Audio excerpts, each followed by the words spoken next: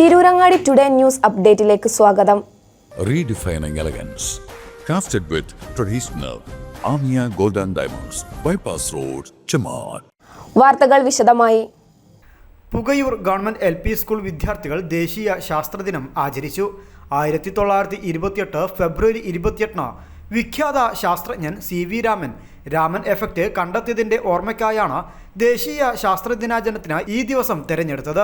1986 ദേശീയ ശാസ്ത്രദിനമായി ഫെബ്രുവരി 28 നിർദ്ദേശിക്കപ്പെടണമെന്ന് ദേശീയ ശാസ്ത്ര സാങ്കേതിക വിവര വിനിമയ സമിതി ആവശ്യപ്പെട്ടതിനെ തുടർന്നാണ് 1987 മുതൽ ഫെബ്രുവരി 28 ദേശീയ ശാസ്ത്രദിനമായി രാജ്യമൊട്ടാകെ ആഘോഷിക്കപ്പെടുന്നത്.